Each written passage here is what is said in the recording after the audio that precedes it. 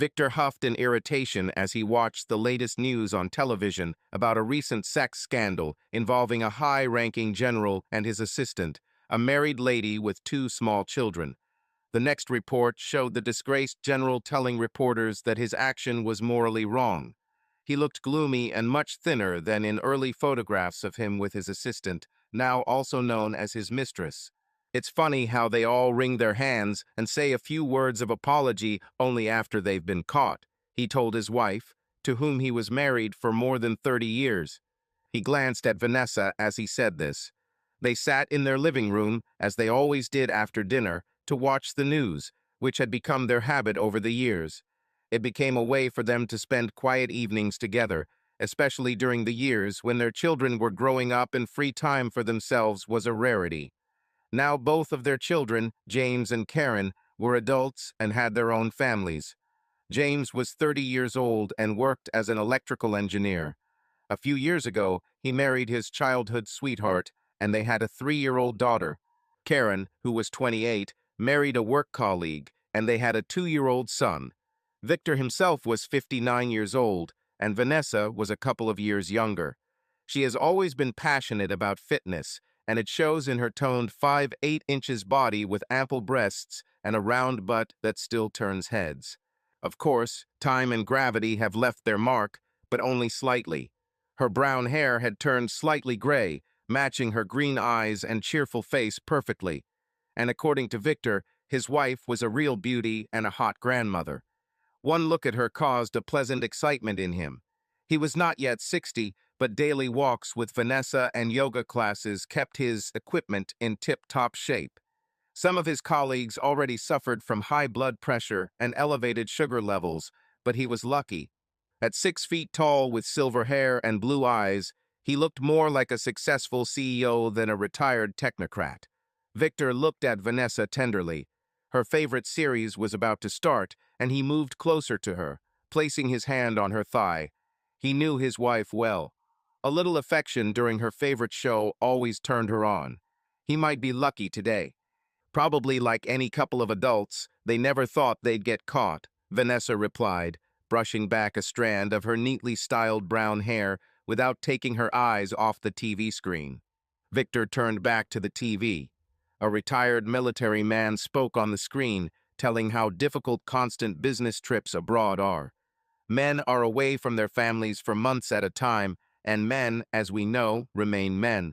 He then added that the general, who was at the center of a scandal for putting his tool in the wrong place, had served 6 overseas tours in the last 10 years. It was clear from his tone that that same married assistant to the general was his only entertainment on the cold and harsh front. Do you think the absence of loved ones and the loss of their company can be considered a sufficient and justified reason for betrayal? Victor asked. He was sure his wife would tense for a moment and then relax. He gently stroked her thigh, and he was almost sure that he felt this tension, but he could not exactly say why.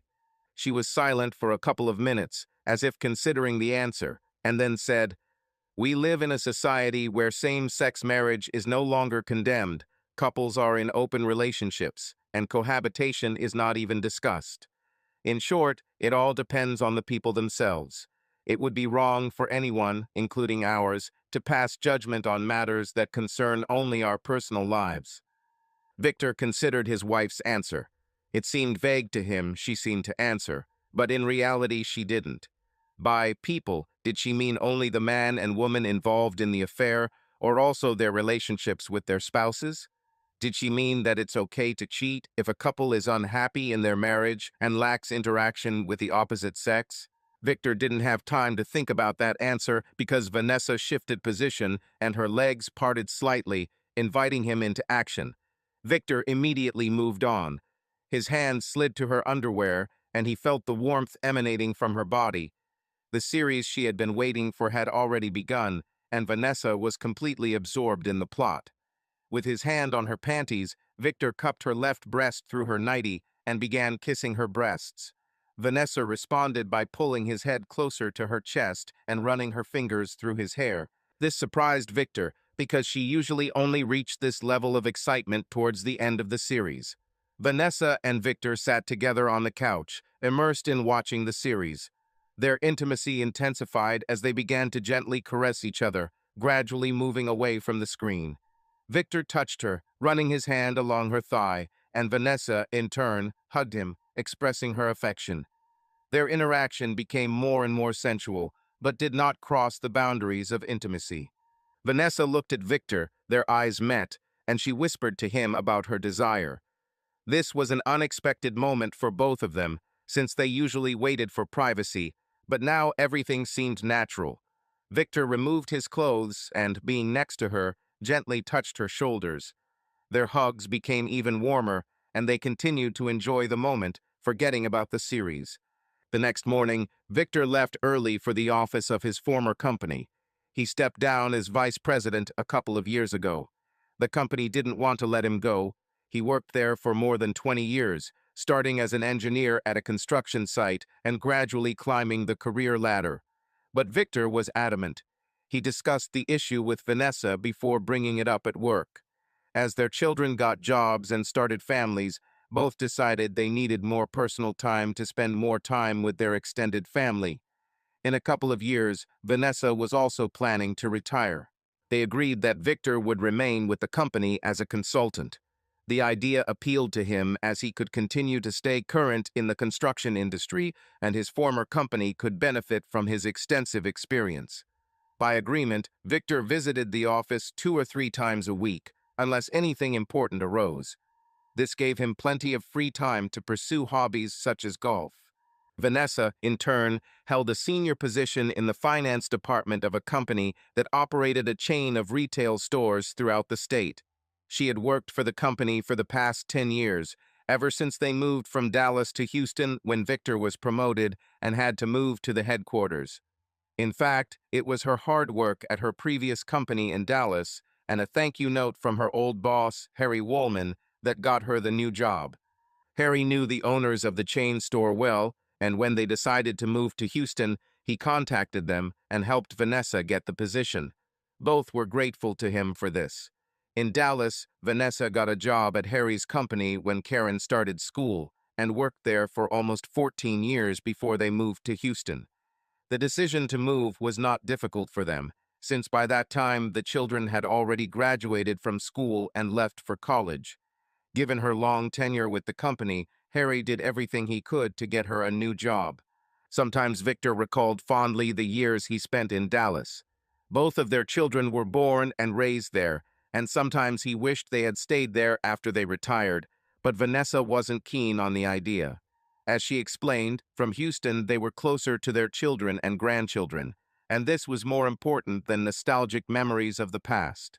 Living in the present, not in the past, is her motto. Victor saw no reason to argue with this, and with the offer of consulting work, the solution seemed not bad at all. That evening, more updates appeared on the evening news about the fallen general and his mistress. Judging by the flurry of media interest, it seemed like it was the best press event since the tragic death of Princess Diana. According to the presenter, the woman involved in the scandal told her friends that she regretted the harm she caused to her family and others because of her affair. "You know what's strange?" Victor said to his wife as she handed him a glass of wine. "She says she regrets the pain she caused her family, but never mentions that she regrets the affair itself. How can a woman, or man, be so ambitious and career-focused? Didn't she ever think that she was betraying the trust her husband had placed in her? How can you be sure that this affair was only for the sake of career and glamour?" Vanessa replied softly, taking a sip of her wine. Victor was stunned by this answer. He looked sharply at his wife, who continued to stare at the TV screen. This woman is not some inexperienced girl of 20-something years old, but a completely mature 40-year-old woman. Are you saying that she deliberately decided to cheat on her husband? Do you think that she allowed herself to develop feelings that should have been reserved only for her husband and threw herself into the arms of another man, ignoring even her children and the possible consequences for their upbringing?" Victor asked incredulously. By that time, the news was showing old footage of a woman doing push-ups with the man who was interviewing her. This was filmed around the time the mistress published a book about her lover, a biography of the general. Of course, at that time, the world did not yet know that the general and the writer slept together when they were not discussing the book. Victor, men and women think differently. Try to understand what I mean. If you ask women about their most cherished memories, most of them will talk about a picnic or lunch in a cafe on a rainy day, and a man will most likely remember the positions in which they had sex after returning home from the cafe. They were silent for a while as Victor tried to understand what his wife was trying to explain to him. Vanessa then continued. They spent many months, if not years, together while she was writing the biography, and most likely, some kind of connection gradually developed between them, a kind of unity of two minds. And the bodies too, Victor added caustically. He felt like his wife was justifying the couple's actions.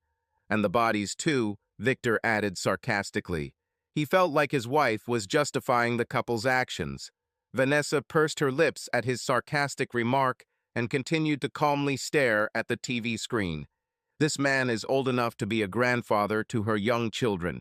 At the very least, he should have shown maturity, the same maturity that our leaders saw in him, who entrusted him with such important foreign assignments, and not allow mutual infatuation to cross acceptable boundaries. Victor continued in the tone in which he usually reprimanded his subordinates. Oh, if only the heart could think and behave as rationally as the mind. It was a romance between two hearts, fully realized and completed, Vanessa whispered. Victor was dumbfounded. He couldn't believe what he had just heard from his wife. The way she reasoned reminded him of one of the episodes of her tearful TV series. For the sake of his family and young children, for that matter, I hope her husband takes the betrayal the same way you do, he replied sharply. And now it happened again. He felt her muscles tighten again, as if she was sitting a little straighter. Perhaps he shouldn't have spoken so harshly, Victor thought. They seemed to instinctively stand on opposite sides of the barricades. He found himself on the side of the devoted husband, while Vanessa seemed to sympathize with the unfaithful wife. Victor took the remote control and changed the channel. Over the next few days, Victor was unable to follow the news about the general and his married mistress. He and Vanessa were expecting their children and grandchildren to arrive for Thanksgiving, and Vanessa gave him a long list of things to do. It was necessary to buy gifts for the kids, who seemed to be in constant contact with their grandmother through their parents' phones. It was also necessary to carefully remove the precious china into the attic. The idea was to free up the living room for the grandchildren to run around without breaking anything valuable. Victor was so busy preparing that he decided to skip his golf game, a small detail that soon changed his whole life. He spent the day wrapping the expensive dishes in soft fabrics and old newspapers before putting everything in cardboard boxes and storing them in the attic. He then began moving other fragile items from the living room to the garage. He didn't hear the doorbell the first time because he was busy in the garage. When he returned to the house, the courier was already pressing the bell almost continuously. Victor quickly looked around and headed towards the door. "Are you the Browns?" the courier asked casually, rolling the chewing gum in his mouth. "A package for you," he added, handing Victor the paper to sign. "These young guys these days have absolutely no manners," Victor grumbled, slamming the door. He placed the box on the kitchen table and looked to see who it was from. His name was written on the box, Vs. Brown, and the sender was listed as a Dallas law firm. The fact that the package came from their old town piqued his curiosity. Perhaps if he had not been so busy, he would have noticed that the initials V, Brown, can also mean Vanessa Brown. Maybe then he would have waited for her to return from work and let her open the package herself. But everything happened differently. Victor took a kitchen knife and cut the packing tape. The sound of Vanessa's car arriving broke the eerie silence that had reigned in the Brown house for the past few hours. Then a car door slam was heard. Moments later, Vanessa entered the house through the garage door. "Hey, darling, I'm home," she called, setting out her shopping bags and laptop bag. "Wow, someone was very busy here today," she continued in a cheerful tone, looking around the mess in the living room. "Darling, come down, I'll make us some coffee," Vanessa said, heading to the kitchen.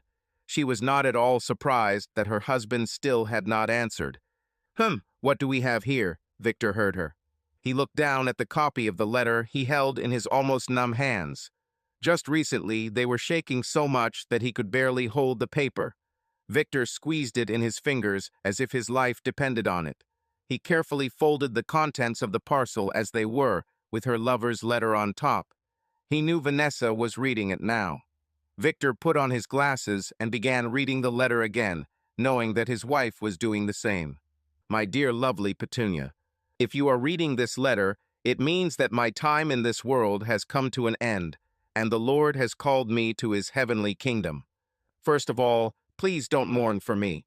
I am an old man, over 70, or rather, I am a lonely old man who was never able to recover after Martha left this world. Her passing literally took away my joy in life. As you know, she was my childhood sweetheart, and we got married when I was 20 and she was 19. She was with me through good times and bad for almost 40 years until illness slowly took her away.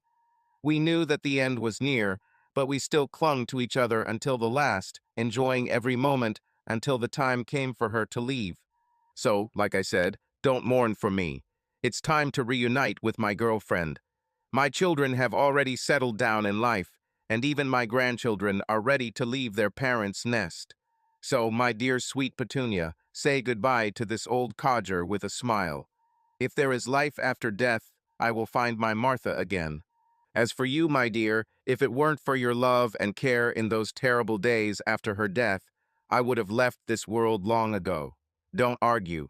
I know it's true, and you know it too. You took care of me like a mother takes care of her child, warming me with your warmth and love. Your affection and our closeness became a magic elixir for me. You know, I have always had tender feelings for you, despite our age difference. Whether it was at work or when I watched you at children's birthday parties, you always reminded me of those days when my children were little and Martha and I were so busy with them. Your special touches and whispers, which you may have talked about with the girls in the office, were always intended only for you. I only said things like that to others to avoid giving myself away, and as it turned out, it worked, since each of you considered me just an old joker. Have you ever wondered what the symbol of femininity, a circle with a cross, means? Well, let me explain. The circle represents spirit, and the cross represents matter. And you, my dear Vanessa, are the embodiment of femininity. You healed my mortally wounded soul, gave it a meaning for life. If Martha was watching me now as I wrote this last letter to you, I'm sure she would completely agree. And as for the physical intimacy you shared with me, it was amazing. You were always so lively, full of energy, and of course, with little tricky things. Even the Playboy girls could learn a thing or two from you. In short, you are the standard of femininity, both in spirit and in body. May God bless you with happiness and good health for every moment of your life. You love children, and I hope that the Lord will send you even more of these sweet babies. Well, my lovely Petunia, it is quite difficult for me to put on paper all my eternal gratitude to you. Let me move on to the main reasons for this letter. You probably already understood the first one by looking at the stack of photographs and discs included in this package. Yes, you guessed it right. These are memories of our time together. Forgive me for this perhaps inappropriate voyeurism, but you know me too well and may have already suspected it, although you have never spoken about it. I installed cameras in both my office and my home. But don't worry, I never shared these memories with anyone, not even with the ladies I befriended at your request, and you know about them. Now that I am on the verge of death, I could not burn these memories. I'm sending them to you. Please keep them close to your heart, just like I do. And now the second reason. Honey, my lawyers will be contacting you shortly regarding a check for $2 million made out to your name. Remember that trip to Miami for a couple of days? We went out to sea and spent time completely naked under the open blue sky. This is a trip that was worth taking my camera on. We snorkeled naked and then spent the entire day lounging on the deck, making love. Then they cooked dinner, got drunk, and made love again in the cabins. These were wonderful moments we spent together. You may remember that on the last day we went to an art gallery and you chose a few paintings. Well, my lovely Petunia, they are now valued at about $2 million, and I don't think I should pass them on to my children. I have instructed my lawyers to sell them and transfer the proceeds to you. If you want, you can send them your bank account details, and they will transfer them to you. Well, I think I said everything I wanted to say.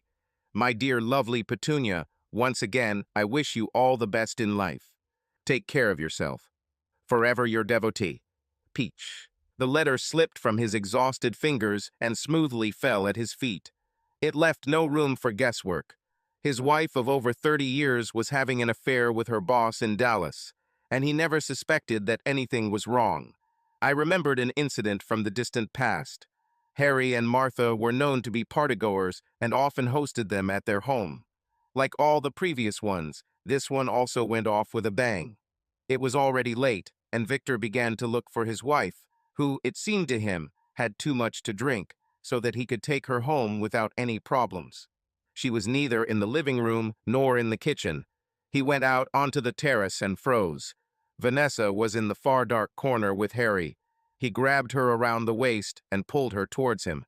He leaned towards her and seemed to whisper something in her ear. Vanessa, as far as Victor could tell, didn't mind the intimacy. She had a smile on her face.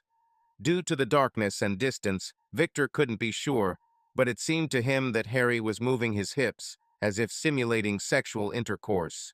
He didn't like it at all. He seemed to hit something with his foot, and upon hearing the noise, Harry immediately retreated to a more respectful distance.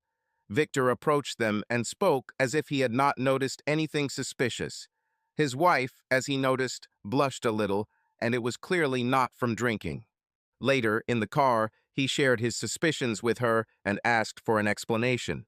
Although she didn't deny anything outright, she brushed off his concerns by saying that Harry was like that with all girls, especially after a couple of drinks.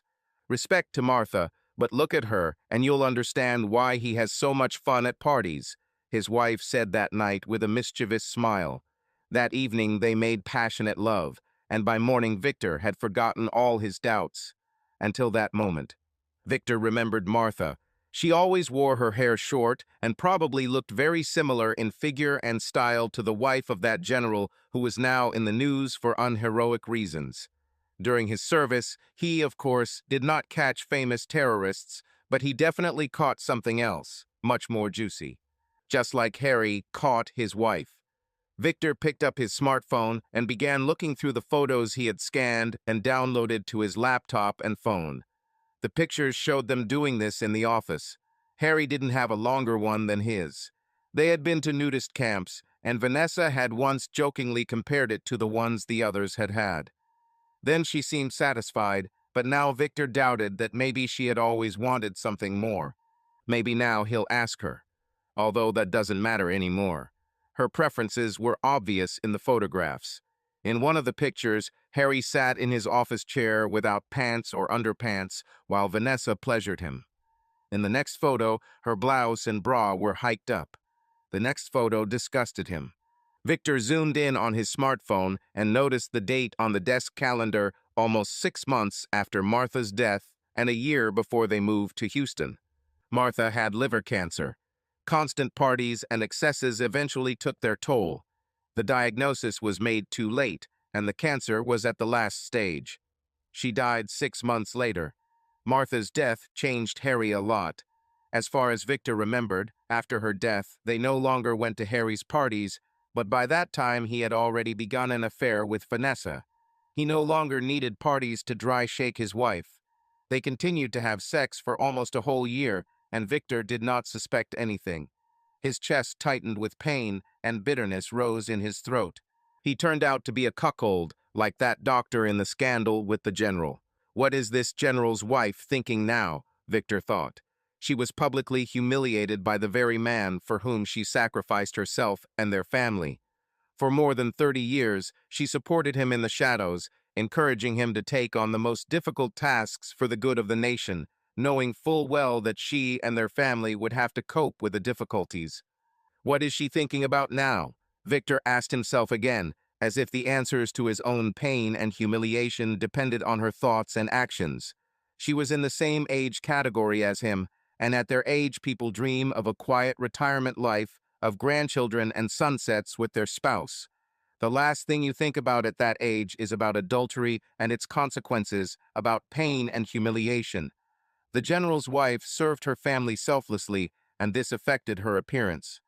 She clearly could not compete with the young mother of two, who is still enjoying her postpartum glow and beauty. And this cuckold, what does he think? Victor continued to think. The woman's husband may have believed that his wife was traveling all over the world to complete the biography of one of the nation's greatest soldiers, but now it turned out that she was being nailed in different parts of the globe. Victor smiled bitterly at the fact that he was not alone in his hour of betrayal and pain. Before he could reach the bathroom, he heard soft footsteps approaching his office. Victor wiped away his tears and tried to suppress the onset of nausea. Yes, he was a cuckold, but he wasn't going to let his cheating wife see the humiliation on his face. He put on his glasses and bravely turned towards the door. The door opened silently and Vanessa walked in on tiptoe. She stopped, looking at him silently. Victor looked back at her, trying his best not to blink or show tears. The bitterness was still in his throat. He could smell its acrid smell. He took a deep breath and slowly counted to 10 before speaking. The package was addressed to W. Brown and came from Dallas, so I mistakenly assumed it was for me, he said in as even a voice as possible. She was crying. Her makeup was completely smeared across her face, creating tear tracks, and her neat hair looked disheveled, as if she had just gotten out of bed and walked straight into the office.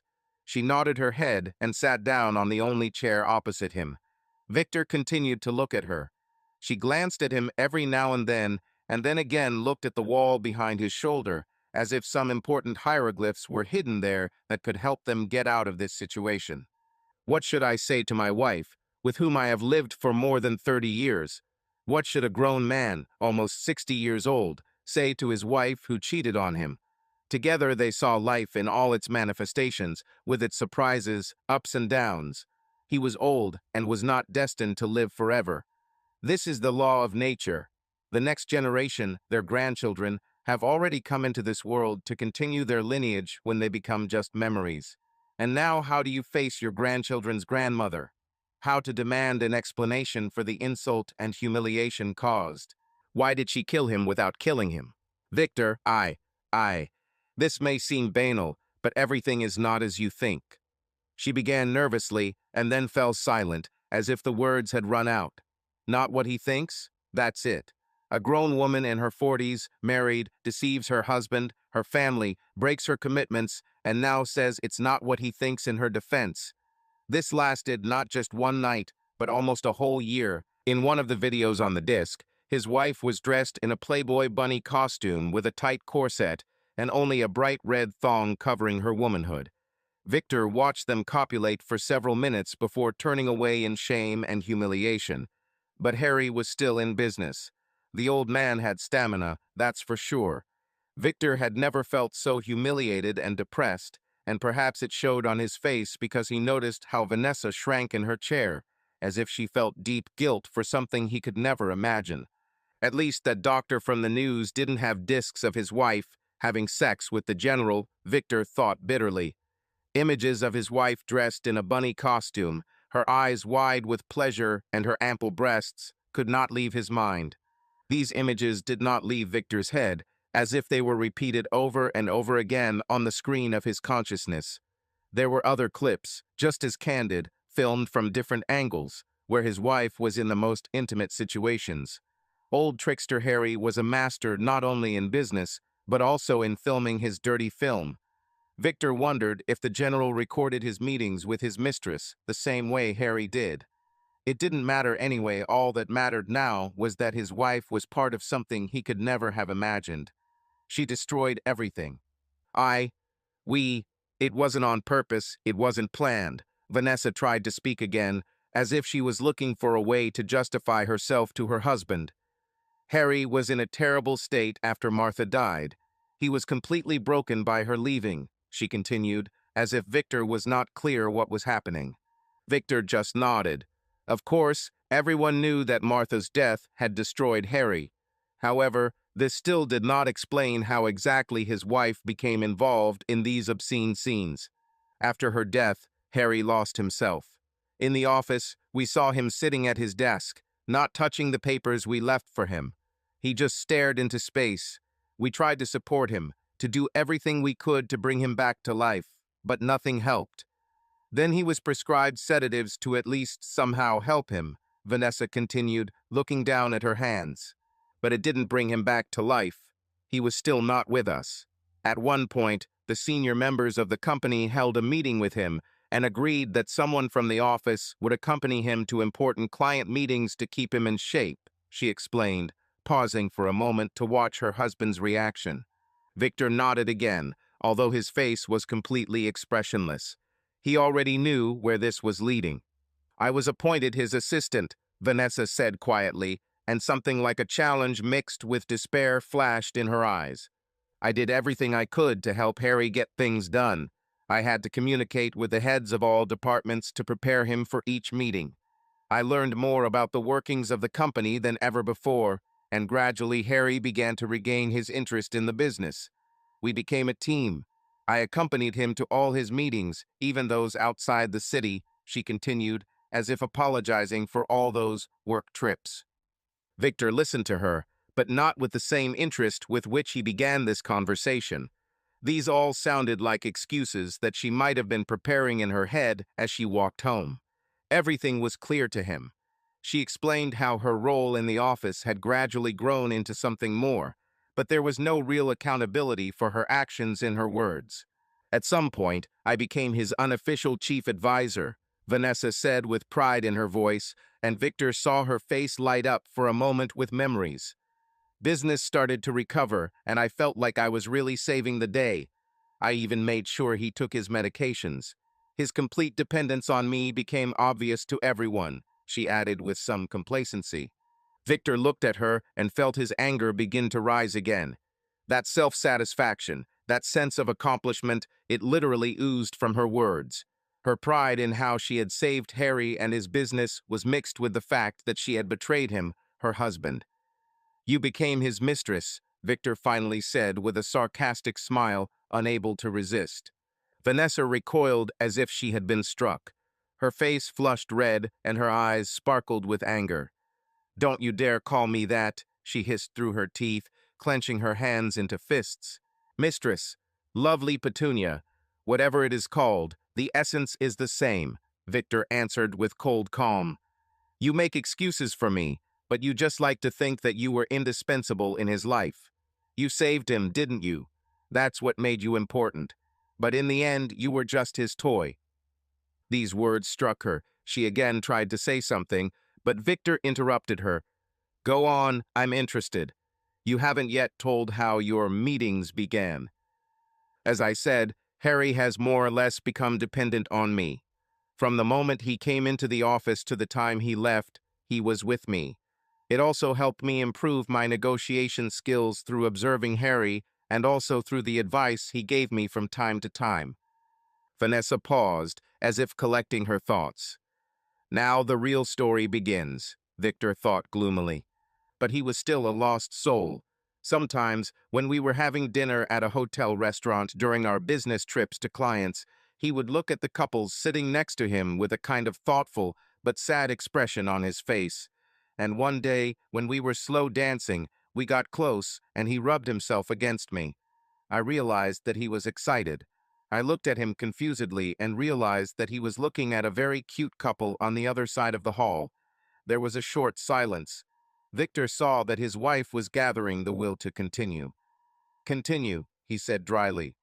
"Well, when we got back to my room, I invited him for one last drink, and that's how it all started," she finished, again refusing to look her husband in the eyes. By this point, his feeling of betrayal and humiliation had given way to anger. If what he heard was true, then it was at that moment that they began their affair. They, of course, were in no hurry to get into bed, Victor thought, glaring at his wife. As he recalled, the general and his mistress also sang the same song that nothing happened while they were traveling around the world, and everything began only after they returned home. "So you slept. No, more precisely, you made love that night for the first time, Victor said with obvious sarcasm in his voice. No, no, Victor, I didn't make love to Harry. The Lord knows that I love only you and no one else, she exclaimed in response. It, it was healing of mind and body. Victor began to feel uneasy. His wife's answers made him feel as if he had never really known his wife in more than 30 years of marriage. They say that a man can never fully understand a woman. Only now did he begin to realize the full essence of this thought. As he understood it, she was going to say next that they slept together that night, and that, at the very least, was sex. And considering that this lasted almost a year, it was already closer to the concept of making love, since in such cases there are usually feelings. But his wife, who heads the accounting department of a large division and has more than 50 years of life experience, seemed to be in denial. What were they doing in the hotel room then? Played the fool. After a couple of drinks and talking about everything under the sun, but nothing in particular, I leaned over and kissed him on the lips. At first he was surprised, but then he answered. After a few kisses and caresses, I unbuttoned my blouse and let it fall to the floor along with my bra. What? Victor shouted. Please, Victor, I'm trying to be honest with you, Vanessa whispered. Fresh tears had already begun to flow down her pale face. Harry was everywhere. He pinned me to the bed and started playing with my breasts, caressing them, kissing them, and all the time admiring my beauty. It was funny, hearing him admire me, and it turned me on too. Then he reached for my skirt, but I stopped his hand. Instead, I unzipped his pants and gave him pleasure. Here it is, finally. His wife finally revealed how her affair began. Did the general's romance with his mistress also begin innocently? We were discussing the project of his biography, and one day we just put the book aside and started having sex. He wondered what kind of story her mistress was telling her husband now. He would like to know what stories the general's mistress might have told her husband while their secret remained unknown. Now that it was all out, it seemed that the family she had spurned for the general's embrace and bed was the only one that had provided her with refuge in her moments of national, if not international, shame and humiliation. The next morning, Harry greeted me at breakfast as a completely new, renewed man, much more like the Harry I knew before. We didn't talk about what happened last night, but it weighed heavily on my conscience. Seeing his beaming face and the sparkle in his eyes made me feel like I made the right decision last night. The right decision, Victor repeated sarcastically. Of course, it never occurred to you to talk to me about this before you accepted it, or perhaps you assumed that I would warmly support your way of reviving your boss. Vanessa gave her husband a strange look and continued. The next few days at the office were uneventful. Harry had changed for the better, and I felt happy. We continued to work closely and have lunch together in his office.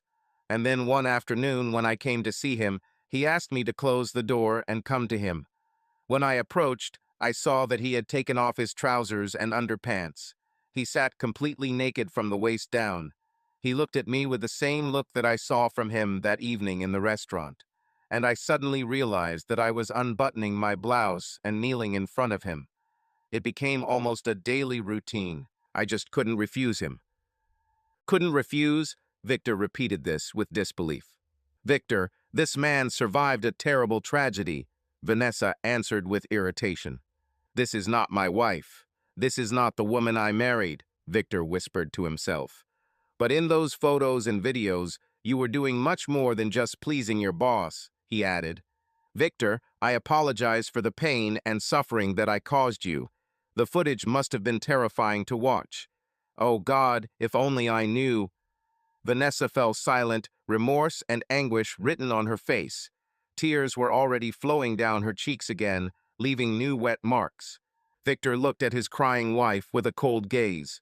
The torment seemed real. Over 30 years of marriage, they learned to understand each other. But why? Why did she decide to change? Was he not enough for her?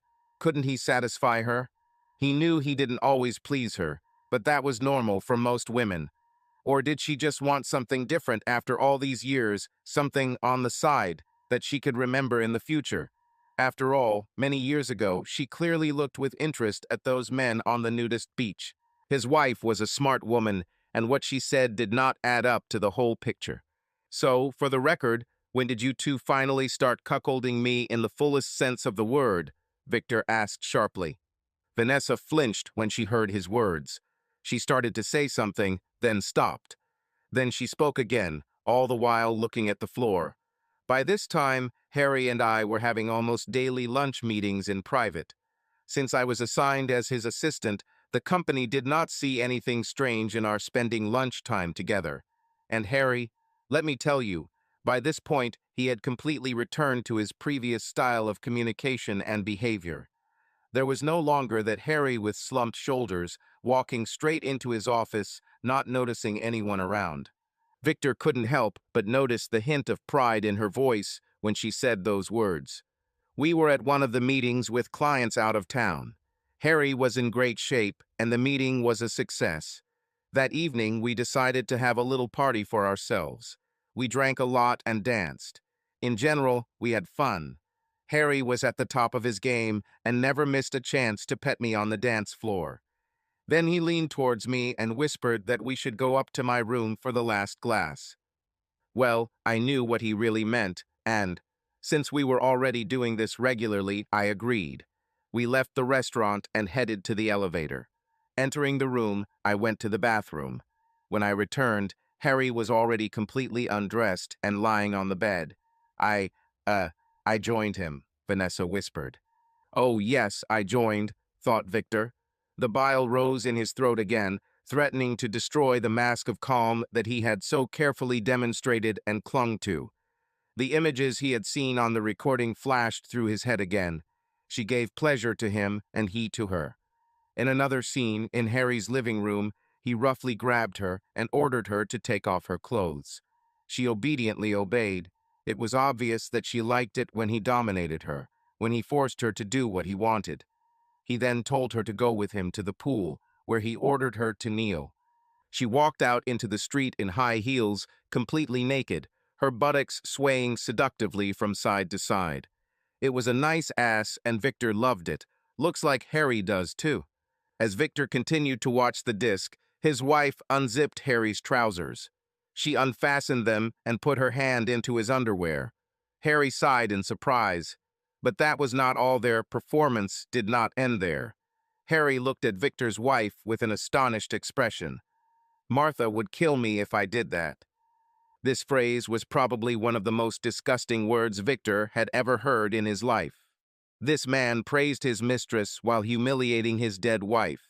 Even more disgusting was the way his naked wife smiled lovingly back at Harry, literally beaming with happiness at his compliments. Then he heard his wife say, "I have made you happy. Now I want to have the same pleasure." He greedily pleasured his assistant. Her next words were forever imprinted in Victor's memory when he saw his wife say, "Please have sex with me now." Victor looked at the screen with tears in his eyes as his wife began to have sex with her lover. They had sex for quite a long time in different positions. They remained entwined for several minutes until Harry rolled to the side. Vanessa immediately snuggled up to him, resting her head on his shoulder. He began to gently stroke her hair, whispering to her about how wonderful she was. They continued talking in low voices until they fell asleep, hugging each other. Yes, Vanessa, you did join him in the living room, by the pool, and of course, in his bedroom too, Victor thought darkly, looking at his wife. Vanessa's eyes widened in shock, and she covered her mouth with her hand, a look of shame and humiliation on her face. Forgive me, Victor. I'm sorry that you... Tell me, Vanessa, Victor interrupted her. As far as I remember those years, you didn't go on business trips very often. But from what was captured on the video footage, the two of you just couldn't keep their hands off each other. So, all your adultery took place at his house, as shown on these damn discs. Vanessa winced when she heard the word adultery. At least she still had enough decency to be embarrassed, Victor thought. She spoke again. This time her face was turned to the side, and she still did not dare meet his gaze. We stayed at his house alone.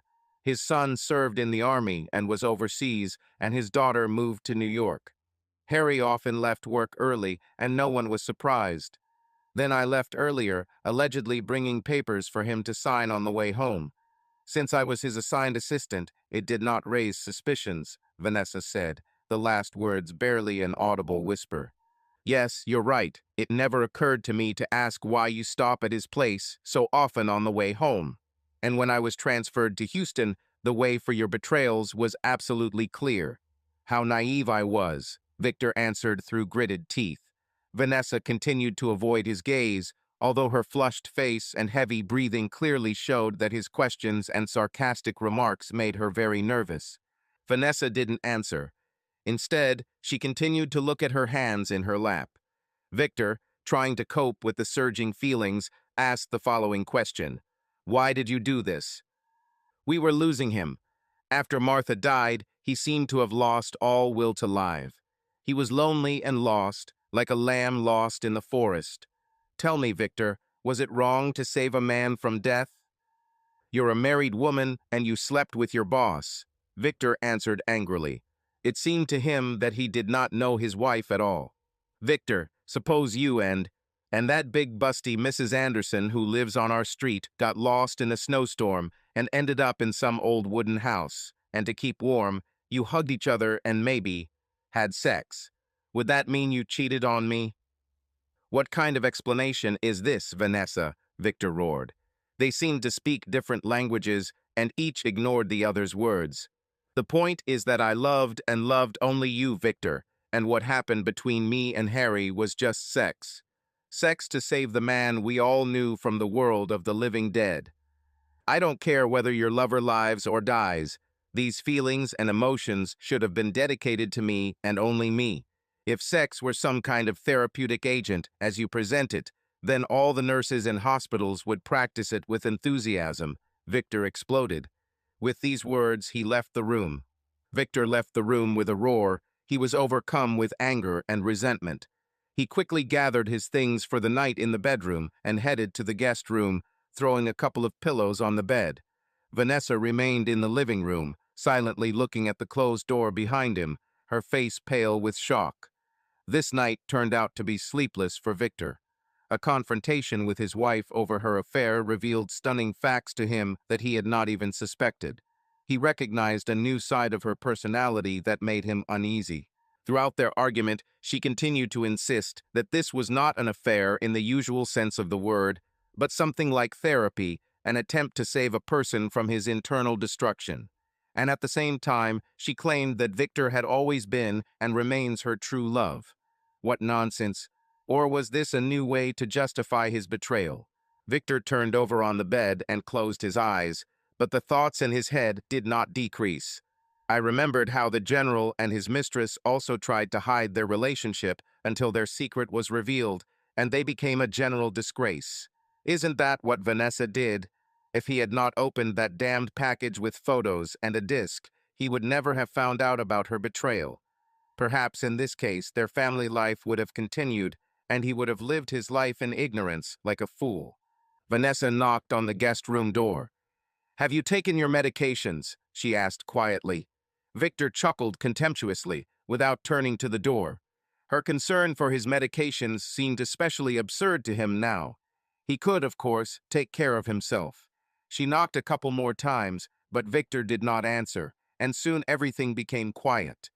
A slight feeling of guilt began to gnaw at him from the inside. His wife always took care of his health, and a small voice inside him reproached him for such childish behavior. He turned over on his other side, but could not fall asleep. Thank God that the children grew up and left long ago, was one of the last thoughts that flashed through his head before sleep finally had mercy and covered him. They spent the next few days avoiding each other, as if they were afraid to resume their conversation. Victor was still trying to process the realization that his wife had cheated on him. But what was even more depressing was that for her, this was not cheating in the usual sense. She believed that she had done what she had to do, and now everything should return to normal. Thanksgiving was approaching, and children and grandchildren were soon to arrive. There was still a lot of preparation to be done, and they both decided not to bring up the subject until the children had left. Victor went about his daily activities, communicating with his wife as little as possible. Vanessa seemed to understand his silence and distance, but her eyes were red and wet most of the time, and her face took on a sickly pale hue. Several times Victor noticed how she looked at him furtively, and of course, they no longer watched TV together after dinner as they used to. This was probably the first real sign of the consequences of her long-standing betrayal. Vanessa noticed this too, because when Victor went to the guest room, she remained in the kitchen with a glass of wine, often lingering there for a long time. Victor increasingly wondered how the deceived doctor and his unfaithful wife, who were discussed in the news, now lived. Do they now sleep in separate rooms like he and Vanessa, after the whole world learned that the general took his place in their marital bed? The day before the children arrived, Vanessa begged Victor to return to the shared bedroom. Victor at first refused, but then still gave in. He didn't want his humiliation and cuckolding story to become the property of their adult children and their families. Nothing good would come of this. Finally, the children arrived home, and for a while all the bitterness was forgotten or put aside. Victor had not seen his children for almost 6 months, and it was nice to see them again. And it was even more pleasant to watch the grandchildren running around the house. Karen was the first to notice the change in her mother. It's amazing how daughters sense any changes in their mother's moods and behavior. "Mom, you're somehow not the same as usual. I hope you don't miss your medical examinations," she asked with concern in her voice. Karen always had a caring side and couldn't help but notice the tense atmosphere. "Hey, Dad, I hope you and Mom aren't acting like little kids and fighting over little things," she added jokingly. But Vanessa straightened up abruptly, as if she had been electrocuted, and stared at her daughter's back like a hunted animal. "Look, this is the same cuckold and the general's mistress," James suddenly shouted. All this time he was immersed in the TV and did not really listen to his sister's conversation. Now it was Victor's turn to be shocked. Before this, no one in their house, except himself, had uttered this horned word. Hearing his own son shout him out, Victor lost his composure for a few moments. He turned around sharply and saw his son watching the news. On TV, they showed the same doctor whose wife cheated with the general. The television showed the doctor and his unfaithful wife walking together along the gravel path outside their friend's house where they planned to spend Thanksgiving. The woman was wearing dark glasses, with the collar of her coat raised, clearly trying to hide from the cold wind and intrusive cameras. Victor remembered seeing her earlier on the same news channel in much more fashionable outfits. Now the fine wrinkles around her mouth were clearly visible, and it seemed like she was a different person. Getting caught cheating in front of the whole world is no fun. Victor glanced at Vanessa from under his eyebrows. She stood in the same place where she had been a few seconds ago, as if paralyzed. Her face turned white, and the pain in her chest that Victor had experienced in recent days reappeared as soon as painful images of his wife's betrayal, captured in photographs and discs sent to Harry as a parting gift, appeared before his eyes. Why? Why the hell? Why did she cheat on her family? Didn't she understand that once she took her marriage vows and entered into married life, her life was no longer hers alone, just as my life was hers? Why, Lord, he thought bitterly. But it seems she was not the only such woman. This lady from the television screen was clearly her companion at the club. That woman's husband was so different in appearance from the charismatic and daring general. The doctor was a professional, he saved lives, and this was reflected in his appearance and behavior. It is a pity that his wife preferred the soldiers, one of whom, as it turned out, she let into her family, causing collateral damage that forever changed the lives of 2 small children who did not even suspect that adults were so shamelessly playing with their destinies. "Oh, these kids are so cute," Karen gushed, channeling her maternal instincts. One look at this pathetic cuckold is enough for the whole world to understand why his wife traded him for the general, James suddenly commented, still completely engrossed in the news. "James, we don't know the whole story. Perhaps she felt that the general, entrusted with the responsibility of spreading the ideals of the free world in a wild and underdeveloped part of the planet, needed the support of a close friend since he was so far from his family. Perhaps someone would say that the doctor should not be offended by this and he should continue his happy life. Victor tried to object, carefully observing his wife's reaction. A happy life? Nonsense. This doctor has already been humiliated enough. The woman is very ambitious, and I am sure this is not the first or last time she has spread her legs to get what she wants. If the doctor is smart, he will break up with her as soon as possible and start his life anew. Of course, he needs to take the children, because there is not a drop of goodness in this woman's soul. While she slept with her lover around the world, he took care of the children and his patients. No, sir, she is a bad woman, and he should break off relations with her as soon as all this media fuss dies down. But first he should check the children's DNA, James finished angrily. My thoughts are exactly the same, Victor thought, glancing briefly at Vanessa. She still stood motionless, holding tightly to the back of the chair as if her life depended on it. Perhaps she was shocked by her son's harsh words. Her eyes darted from one family member to another. Perhaps she had feelings for the general during the long years of their close communication. She is certainly a strong and ambitious woman, as can be seen from her school and military achievements, which the press so carefully brought to light for their dear readers. Perhaps she saw her ideal man in the general, Karen suggested. Her words seemed to Victor to be consonant with Vanessa's thoughts. Do all women think this way? He thought. No way, Karen, said Janet, James' wife, who had just joined them after checking on the kids. She was married and had her own family. Even if she had some feelings for another man, she should not have crossed that invisible line. She selfishly destroyed the trust and faith that her family had entrusted to her. In this sense, she has already left her family and moved on to a personal life in which there is little room for her husband and children. The family must also move on, Janet concluded.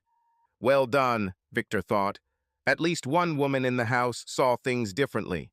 James was lucky. He had an intelligent and sensible wife. Now opinions are divided, 2 against 1. Victor looked at Vanessa again. Well, dear, what do you say?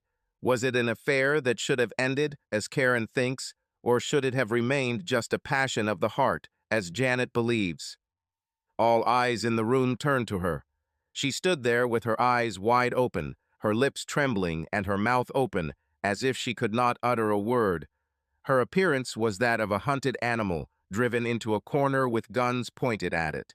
Just leave them alone, she finally screamed, stunning everyone present. Tears flowed from her eyes again, irreversibly washing away the makeup from her face. What difference does it make what they do or don't do? She continued in a trembling voice. Vanessa was shaking all over, and the dim light in the room cast ominous shadows on her face. Mother, Karen exclaimed, rushing towards her in fear, but Vanessa raised her hand, gesturing to stop, and quickly left the room, leaving everyone in a daze. Karen's husband, Dave, entered the room from the terrace. He was on the phone the whole time and missed the family drama. Hey, I heard loud voices. What's going on here? He asked in surprise. Nothing, Dave.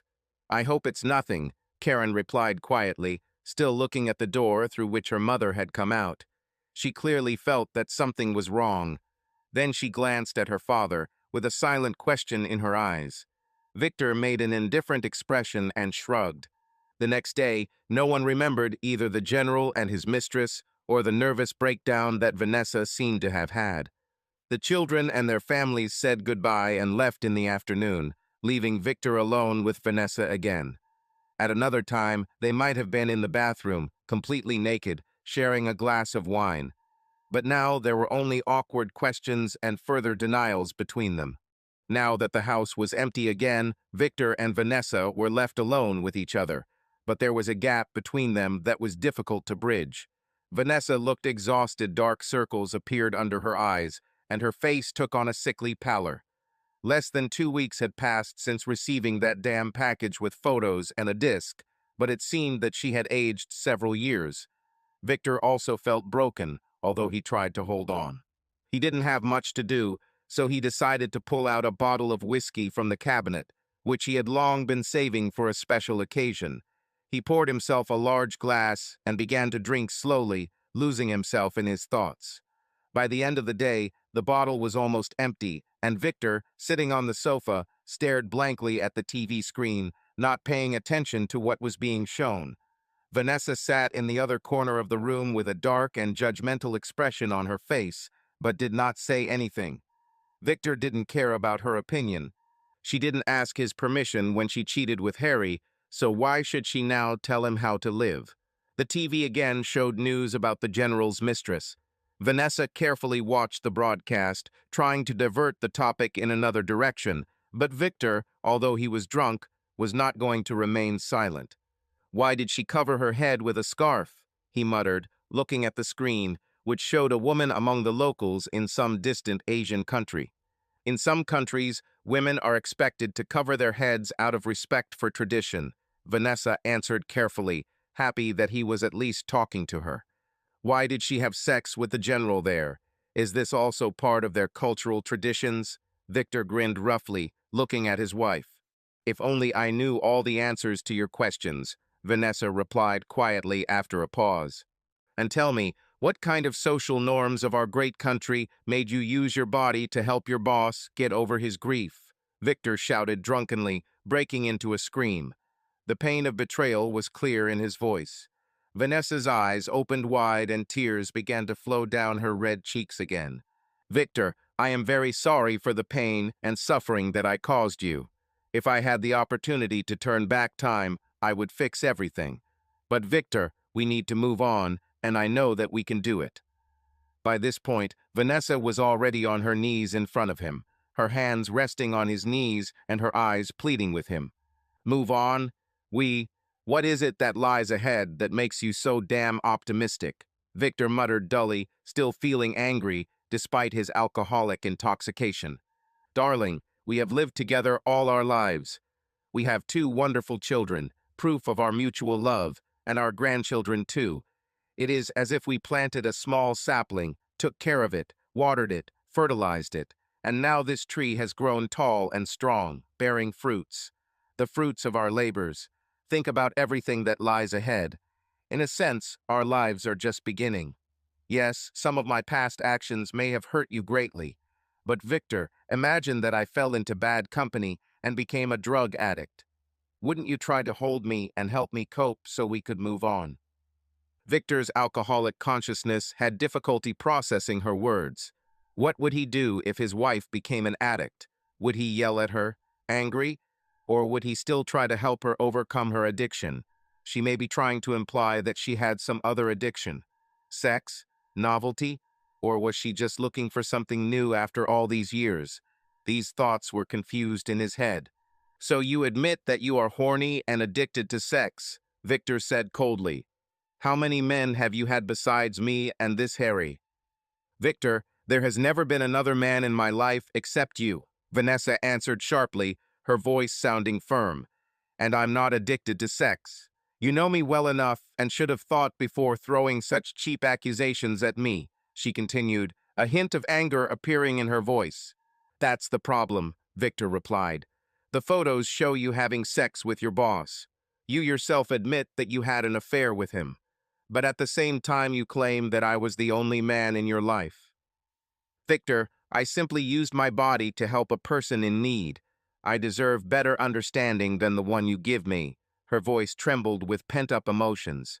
"I think I need to get some fresh air," Victor said wearily.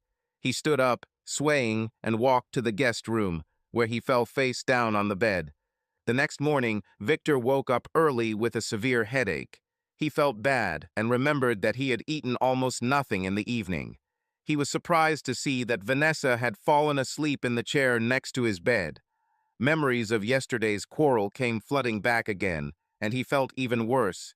He really needed some fresh air, some time alone to think and sort out his thoughts. He looked again at his sleeping wife. The empty glass on the table next to her chair indicated that she was under the influence of sleeping pills and would most likely sleep for some time. Victor quietly packed his things into a bag and left the house, deciding to spend a few days at their house on the lake. He really needed to be alone. He left a note in the kitchen for Vanessa and told her where he would be.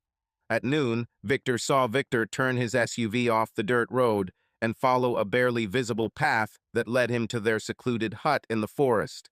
The bustle of the city has long been left behind.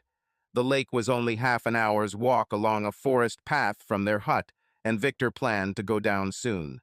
But first, he unloaded the provisions he had bought along the way at the gas station. Over the next few days, he planned to get the place in order before winter arrived. And hopefully, he will also get some of the answers he was looking for. An hour later, Victor walked purposefully along a forest path. The air was fresh and cool, and the sun was shining in the sky, playing hide and seek among the few clouds that could be seen scattered here and there. His long steps continued to bring him closer to the lake, although his thoughts were far, far away. Back in Dallas, Harry also had a cabin in the woods. Images of Harry having sex with his wife in the cabin flashed through his mind over and over again. They had sex under the open blue sky, without a care or concern. The CD showed the two running out naked, laughing and giggling like two teenagers. Harry tried to grab his wife's naked ass from behind as she playfully tried to resist him. This brought him back to the question whose answer continued to elude him. Was his marriage annulled, or should he forgive his wife's infidelity and see if they have some kind of future together? After all, they have been married for almost 30 years, and anyone can make the wrong choice or decision. When he looked back in time, he really couldn't say he was ever unhappy with his marriage. Like all couples, they too had their ups and downs, but that's always to be expected when two people start living under the same roof. Marriages may be made in heaven, but it was the duty of mortal earthlings to make them work. What if he had an affair? What would Vanessa do? Forgive him? Or did you take it to the dry cleaner? A shiver ran through his body as he walked along the shore of the lake. He was so engrossed in his thoughts that he noticed the frisbee flying towards him until it bounced off his left shoulder. Victor looked up in fear. He saw a young guy rushing towards him with an apologetic expression on his face. Behind him, he saw a woman and a teenage girl looking in their direction. It was clear from their appearance that they were all one family. "Sorry, mister, one flew past me," the blonde said. By this time, mother and daughter had also joined them. The boy definitely followed his mother. He had the same clear blue, twinkling eyes as his mother. The girl, no doubt his sister, seemed a year or two younger to him. "It's okay, son. I should have been more careful. It's no big deal anyway," he replied with a smile and threw the frisbee in his direction. Victor looked at his mother, who was waiting for him while her children ran for the frisbee. She was blonde and had blue eyes like her son. At 5 feet 8 inches tall, she had a well-proportioned body. She looked at him, and her eyes seemed to actually smile at him. Judging by her son's age, he guessed she was about 40, but she looked no older than 35. Overall, a very good package.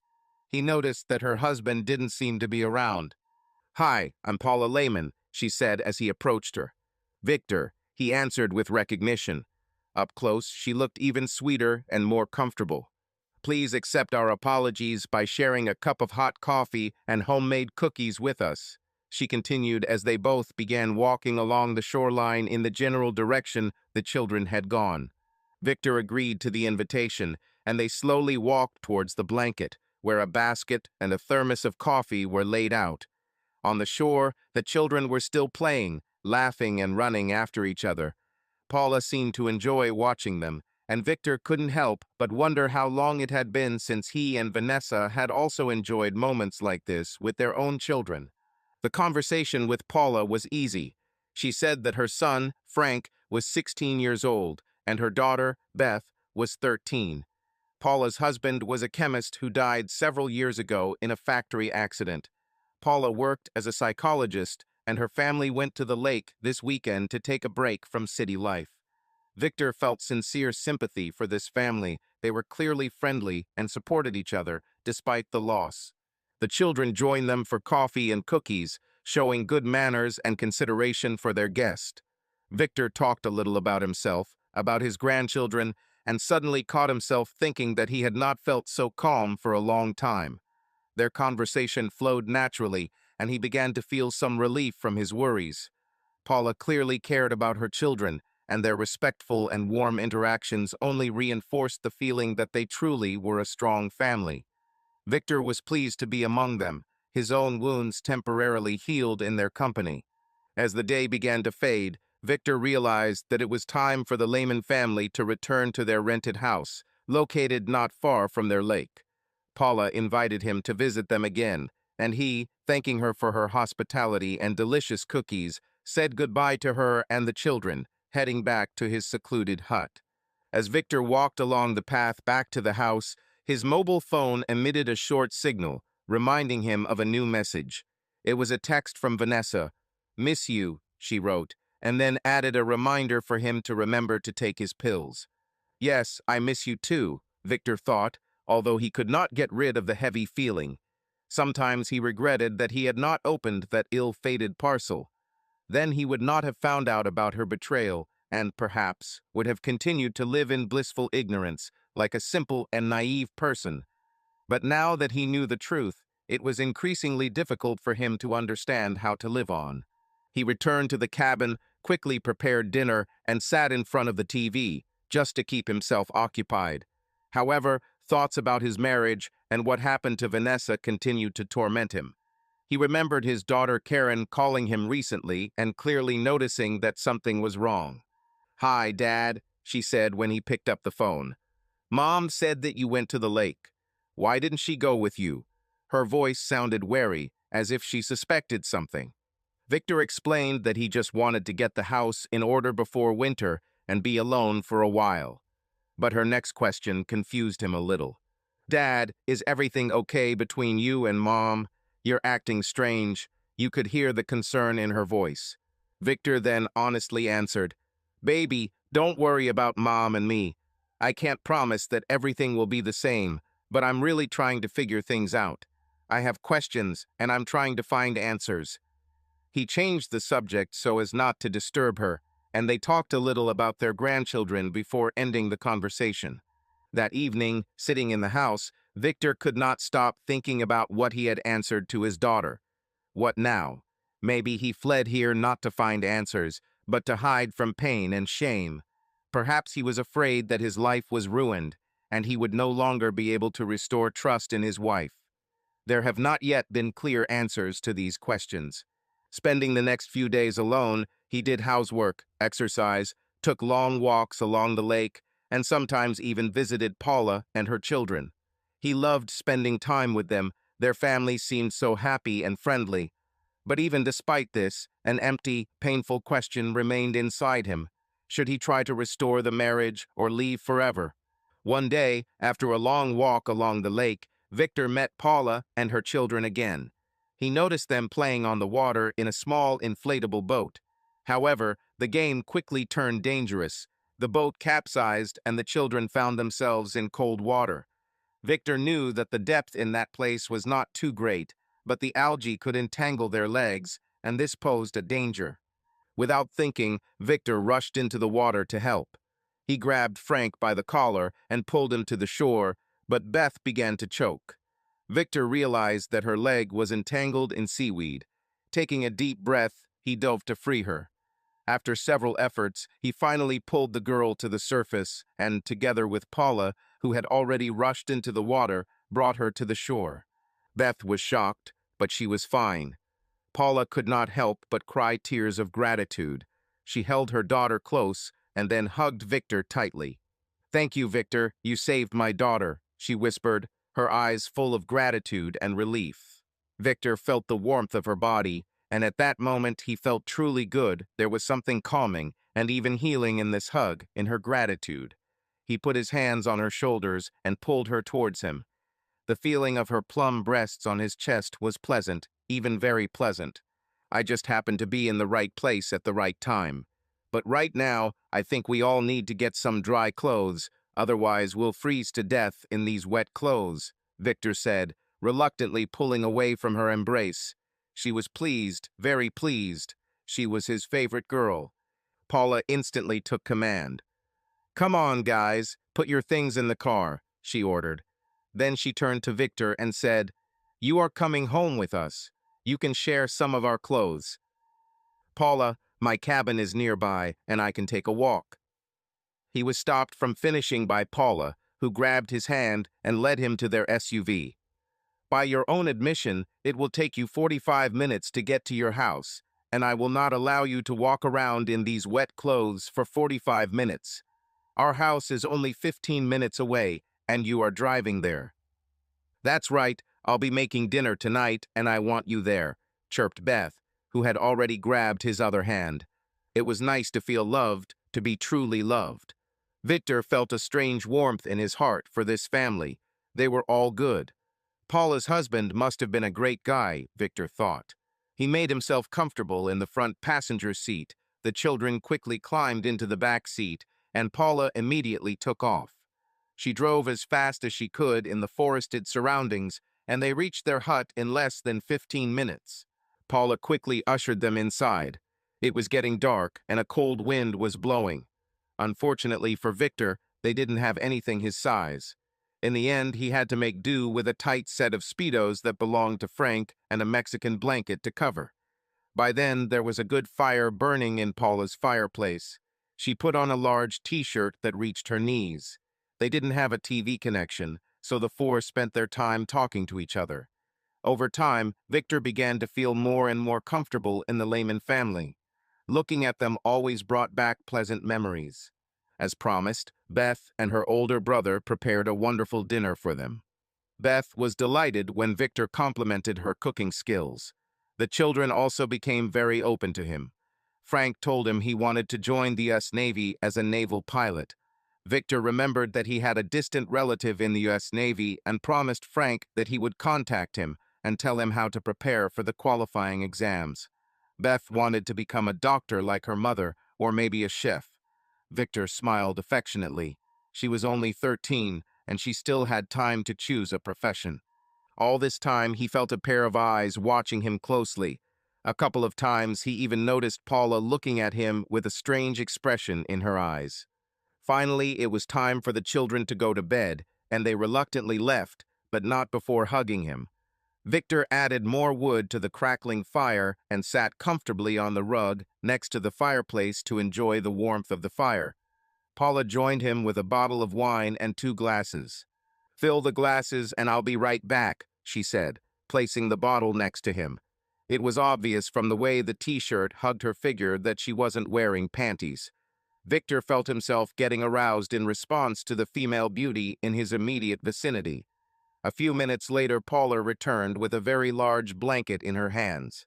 The way her breasts were bouncing clearly indicated that she had ditched the bra for the rest of the evening. She covered him with a blanket and then covered him too. Victor was taken by surprise. She was in close proximity. Victor carefully adjusted the blanket before handing Paula her drink. If she leaned too far, things could get very awkward. As the drinks flowed, the conversation turned to her personal life. "What is a beautiful girl like you doing here in this wonderful forest alone?" Victor asked. He was curious, but had previously refrained from asking questions. But now, after a couple of drinks, the warmth of the fireplace, and their close proximity, the question seemed quite natural. Paula threw her head back and laughed before answering. Victor stared at her breasts, so clearly outlined in the glow of the fire. She looked so fresh, so motherly, so sexy. "No, Victor, it's not that I don't have fans, but I promised myself and Ron that I would take care of our children, so that they would get into a good college before that happened. We had a dream, a common vision. We wanted our children to do well in school and then go on to some reputable college. Ron is not with us now, but I am here and I am. I will do everything possible to make our dream come true," Paula answered quietly with a distant look, no doubt thinking about her deceased husband. She did not forget her husband, even after so many years, Victor thought. Her husband passed away, but she didn't forget the goals they set for their family. He felt his feelings for her growing. This was a woman determined to live life on her own terms, while his wife. Victor felt pain engulf his body again as images and clippings of his wife's infidelity began to replay in his mind again, threatening to ruin an otherwise perfect evening. He admired this woman who was determined to live by her own rules, while his own wife. Victor again felt pain engulf his body as images and memories of her betrayal surfaced in his mind. They began to flash through his head again, threatening to ruin this seemingly perfect evening. "Have you ever tried dating after your husband died?" Victor asked carefully. "Oh, Victor, like any woman, I also have my biological needs. I have friends with benefits. But I'm careful. I don't want to play with my children's feelings by bringing a man home. I prefer trips out of town. For everyone else, these are just work trips, although in reality they are meetings with my friend. But I always return home alone. And it will be like this for some time," Paula answered seriously. "What if a man wants something serious?" Victor continued. "This happened to a guy I dated last year, but I explained to him that I wanted to first fulfill all my responsibilities to my family before committing myself to a man. The poor guy was very upset. I got the impression that he thought I just wanted to play and not build a serious relationship." Paula replied with a slight sadness in her voice. "How long has your wife been cheating on you?" Paula suddenly asked. The unexpectedness of this question stunned Victor, and it was immediately reflected on his face. "Am I really that transparent?" Victor asked, surprise written on his face. Paula laughed again, this time melodiously and cheerfully. "Don't forget, I'm a psychologist. I can read people's thoughts," she continued with a sly twinkle in her eyes. And then Victor himself did not notice how he began to tell Paula everything that was in his soul. He told her how he found out about his wife's infidelity after accidentally opening a package intended for her. He described his rage and disappointment when his wife refused to acknowledge her actions as a betrayal of their marriage, and his current state in which he could not decide what to do next. After all, despite everything, they had a happy marriage for 30 years. They were proud of their children who succeeded in life and were already enjoying grandchildren with a promise of more in the future. They had entered the golden age of life, and Victor never thought that he would have to face such a problem. "You love your wife, don't you?" Paula asked. "I love it, and I probably will always love you. Just, just how could she do this to us? I asked her if I was leaving her unsatisfied, and she always denied. If you believe her words, then why? Why did she have an affair with her boss? How many years did your wife work for him?" 14, maybe 15 years. She started there when Kate started school and continued to work for him throughout her career in Dallas. "And the affair took place during your last year living in Dallas, right? So it was in the 14th or 15th year." "That's what she says. But like I said, I caught them a few times at parties at their house, standing too close to each other, whispering conspiratorially," Victor replied, his mind going back to the times he saw them together at the party. Harry, standing too close to each other in a dim corner of the patio, as if they were slightly rubbing against each other. "You say that she worked with Harry for almost 15 years, so it is only natural that they had many common topics of conversation related to the office and employees. Those whispers might not be as conspiratorial as you thought," Paula replied thoughtfully. "But those photographs and discs speak for themselves," Victor objected gloomily. "This is true, but she ended the affair as soon as you moved to Houston, and you never had any reason to doubt her fidelity or commitment to your marriage," Paula said calmly. Victor considered her words before answering. "Let's just say I had no reason to doubt her loyalty to Dallas, and look where we are now," he said bitterly. Paula nodded in agreement, placing her empty glass on the floor. The bottle was almost empty, and they were both pretty drunk. It was the wine and the atmosphere that forced Victor to open his soul to his new girlfriend. Now that his secrets had been spoken out loud, he felt relieved, as if he had been relieved of some of the burden on his conscience. Paula moved closer to him. It was cold outside, and the warmth of their bodies pressed against each other seemed especially pleasant. Look at it from her perspective. Perhaps she found closure in something she knew had gone too far and was threatening her marriage. And what would she get if she told you about this affair with her boss?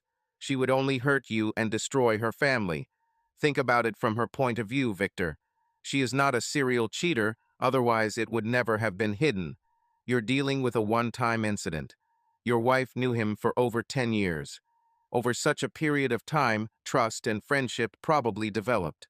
After Harry's wife died, perhaps she realized that he had lost something important, something that had eluded him in this new life. She could sympathize with him as a woman, seeing the pain of loneliness in a man, and tried to help him, perhaps going beyond what was acceptable. Paula stopped for a moment and looked closely at Victor to make sure he was listening to her. Once she was sure he was focused, she continued her professional analysis. And so, Victor, your wife appears here. Besides his wife, she was one of the few people he had been closely associated with over the years. She knew his wife well, which made her special in his eyes, although he may not have realized it. But your wife's feminine intuition sensed a problem and a possible solution. And then, as you already know, everything happened. Silence reigned in the room, broken only by the crackling of the fire in the fireplace. Victor thought about Paula's words. He didn't like her professional rationalization, but he had to admit that he couldn't find any fault in it, especially considering that the woman in question did not herself believe that sleeping with another man for any possible good purpose was a violation of marriage vows. Listen, Victor, you make the final decision, but think about it. How much can a 6-inch piece of human flesh that ends up in the wrong place harm a marriage? Please don't get me wrong, I'm not trying to justify your wife's actions, but we can all make mistakes at work or while driving. But this does not mean that you need to condemn a person for life. The Lord has given us the power to forgive. Remember, no one is asking you to forget anything, but forgiveness is something we are capable of if we have the strength in our hearts and minds. And in your case, this strength will stem from the wonderful marriage that you and your wife were so happy with. You have 2 wonderful adult children, and you already have grandchildren. So think about everything I said before you make your final decision. Victor sat silently. He had no reason to believe that Vanessa had ever been unhappy or dissatisfied in their 30-year marriage, and he was sure that she was not a serial cheater. But he felt pain and humiliation. He remembered coming home from Houston and going to several parties where he also met Harry. This bastard never revealed that he was sleeping with his wife. He always greeted Victor as an old friend whom he had not seen for a long time. I bet they just had sex before I arrived, Victor thought bitterly as anger set in again, trying to get the better of him. Victor recalled occasions when a famous general's mistress would appear at parties with her husband and be seen chatting with the general and his wife as if they were just friends. Surely the general was internally laughing at her husband, remembering how he had sex with his wife, Victor thought with a growing feeling of disgust. And Vanessa, what was she thinking when she saw him hanging out with Harry at those parties? Have you compared them? Comparing sizes and their love techniques, becoming horny? Paula did not try to interfere and allowed Victor to struggle with his thoughts. She knew she had given him a lot to think about. She snuggled even closer to him and laid her head on his shoulder. Her right hand lay on his chest. "And Victor," she said quietly, trying to get his attention. "Yes? Thank you for saving my daughter. It's nice to be around people who care," she continued, leaning closer and kissing him. Victor had not been intimate with a woman for a long time. He hasn't had sex with his wife since that unfortunate package was delivered to their home. During this time, he resorted to self-gratification several times, but from the moment he arrived at the hut, he led an almost reclusive life. He felt his body respond to her embrace. Their tongues met in a kiss, and they hugged each other. Her body was soft and warm, so inviting. Victor felt his excitement growing. "Oh, Victor, you seem to find this mother of 2 quite attractive," she said playfully. I didn't mean to. Of course, you're beautiful." Victor stuttered, trying to get out of the awkward situation he found himself in. Paula interrupted his explanation by pressing her lips to his again. Paula and Victor continued to hug, their lips touching gently, and there was a quiet intimacy between them. Paula touched his body lightly, slowly running her finger over his skin, barely touching, as if trying to feel every detail. Her hand moved carefully, slowly hugging him. Paula exhaled quietly, her eyes remaining closed, and she enjoyed the moment, feeling the warmth of Victor next to her. Their kiss was soft but intense, their tongues barely touching each other, as if in a tender game. Victor began to kiss her face, first a soft kiss on one cheek, then on the other. Each gesture was gentle and attentive. Her hand smoothly slid lower, touching his legs. Paula's movements were slow, as if she was exploring every inch, not in a hurry to get anywhere. Then she pulled back slightly, and in one motion removed the blanket from him to feel more of his warmth. For a few moments, Paula simply looked at him, her gaze filled with tenderness, and the light from the fire in the fireplace only enhanced the coziness of the moment. She took her time, enjoying every moment of their intimacy, leaving space for everything to happen naturally. "Lie down," she whispered hoarsely, her voice betraying her excitement. "Paula, we shouldn't do this."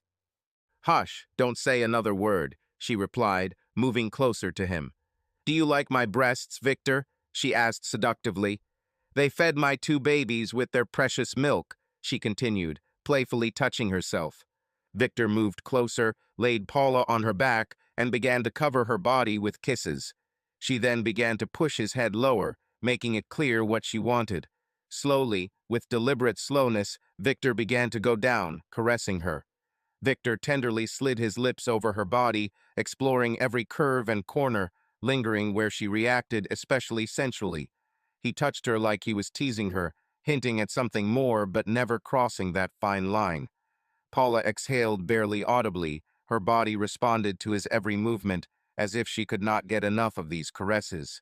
"Do you like it?" he asked quietly, touching her so that she could not hold back a quiet moaning sigh. "You can't even imagine how much," she answered, barely holding her breath. He was extremely careful. Every gesture, every touch was performed with such care that she felt every movement with her whole body. Her breathing became increasingly erratic. She was close to losing herself in this moment. He carefully changed his position, and she felt his presence nearby, so close that it seemed to her that her heart was ready to jump out of her chest. He took his time, creating tension, forcing her to breathe faster and deeper. "Please, I want," she whispered, her voice filled with tense anticipation. Victor also longed to have sex with her, but suddenly he began to doubt and ask himself questions. "Doesn't that put me in the same boat as my cheating wife? Why am I going to have sex with another woman if my wife is waiting for me at home?" In his youth, Victor met many attractive women as part of his work events. Some of them even showed interest in him and hinted at deeper relationships, but he never gave in. So why now? For revenge? Yes, this is exactly what is happening now. Is he going to humiliate and hurt his wife to get revenge by spending one night with Paula? But his wife had an affair that lasted almost a year, and it is unknown how long it would have lasted if they had not moved to Houston. What about Paula? She was a good woman and a wonderful mother. Was it right to use her as a tool to avenge her humiliation? Victor began to lose his excitement as he tried to deal with his inner demons. He noticed that Paula was looking at him with a question in her eyes. "Paula, I'm sorry, but I'm a married man, and I don't think that." That's all he could say before Paula pulled him towards her, pressing herself against him. There was a strange expression on her face. "It's okay, Victor, I understand," she said, snuggling into his body and resting her head on his shoulder. They were silent for a while, just lying next to each other. Paula then rolled onto Victor and kissed him on the lips. Her soft, hot body pressed against his felt so good again. Victor hugged her, pressing her to him. They continued to hug each other for a while until Paula slowly began to move down, continuing to cover his body with light kisses. Victor sighed quietly with pleasure. She was skilled, very skilled. He got excited again. She just gave him pleasure. "It's okay, honey, I understand," she whispered again before she fell asleep, throwing one leg over Victor and pressing her chest tightly against him. Victor lay motionless for several minutes. It was a busy day, and the evening was also full of events. He felt better, much better than he had in weeks. "Why do I feel so relaxed when nothing has really changed?" Victor thought, slowly running his hand up and down the naked back of the woman sleeping next to him. He'd only known her for a couple of days, and here he was, sleeping with her. Yes, nothing has really changed. No matter how hard I try, I still can't ignore this elephant trampling on my mind. His wife cheated on him with her boss, and he still couldn't understand why. According to the wife, it had nothing to do with their marriage, it was not an affair, but rather something like a healing touch. And besides, he still couldn't decide what to do next. Damn it, 30 years of marriage is a long time, and in these years there were many happy memories, and now a few bitter ones. The last thing Victor remembered before falling asleep were images of Paula making love to him. The next morning, they got up early and cleaned the room before the children woke up.